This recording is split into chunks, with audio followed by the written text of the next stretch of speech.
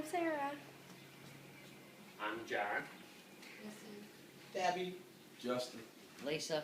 John. And this is Dustin.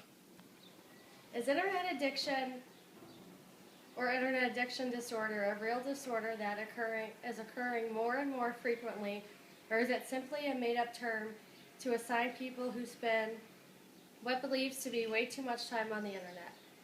Research on internet addiction is a relatively new and emerging field of study. The first paper on the topic was presented to American Psychological Association at their annual conference held in Toronto in 1996 by Dr. Kimberly Young. Young is still thought of as a leading authority and researcher on the topic.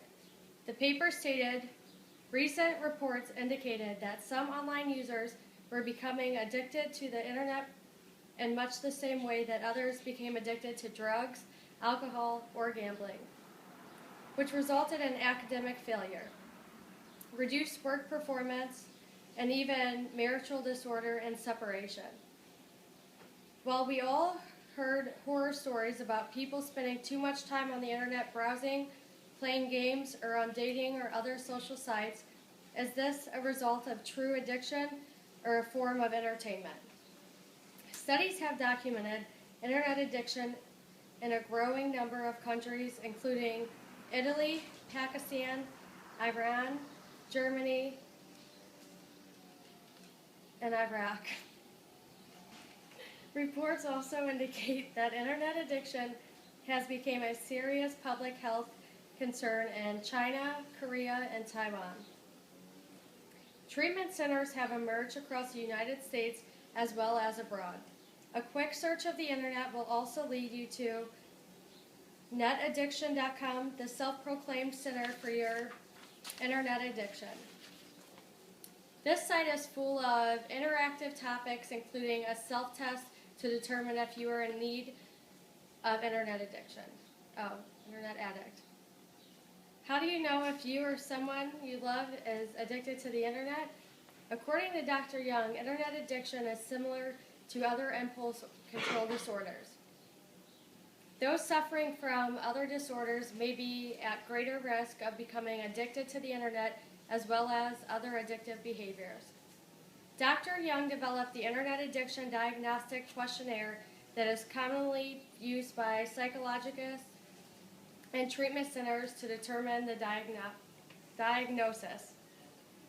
The following questions are asked of the patient. They must meet 5 of the symptoms to be considered for diagnosis. Do you feel preoccupied with the internet? Do you feel the use of the internet with increasing amounts of time in order to achieve satisfaction? Have you repeatedly made unsuccessful efforts to control, cut back, or stop internet use? Do you feel restless, moody, depressed, or irritable when attempting to cut down or stop internet use? Do you stay online longer than originally intended? Have you jeopardized or risked the loss of a significant relationship, job, educational, or career opportunity because of the internet? Have you lied to family members because of the internet?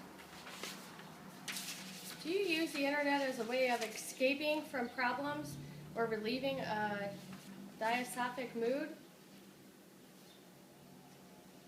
Other symptoms that may indicate a person has an internet addiction disorder include neglecting family and friends, failed attempts to control behavior, neglecting self-care to spend time online.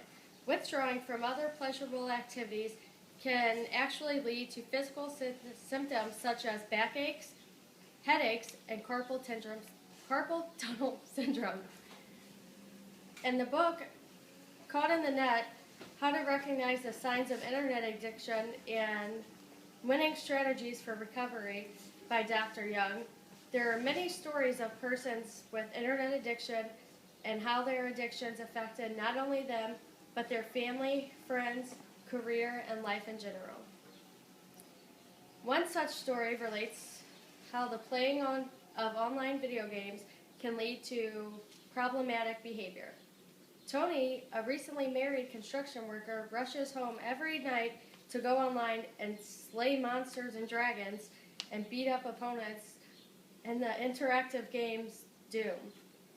Tony admits to Young, "By day I am a mild-mannered husband and a dedicated worker. But by night, with the click of a button, I turn into almost an aggressive bastard you can imagine. And no one knows it's me doing this. I think it keeps me from hunting people like beating my wife. It's scary to me. I need help with this." While I have no doubt that Tony does indeed need help, I am the belief that he needs help with more than just internet usage and gameplay. He repeatedly admitted that by playing this game, it helps him from hurting people. I find it hard to believe that he did not have issues with anger and violence before he began playing that game. I will concede that playing and participating in violent games can cause aggressive behavior, but I do not believe that playing the game alone causes those behaviors. Other accounts in the book relate how some people get lost in viral dating worlds, social media, and blogs. Social media, like Facebook, have been blamed for many internet addicts' problems. I personally know of 2 people who have had their life major change as a result of Facebook. One was a mother of a friend of mine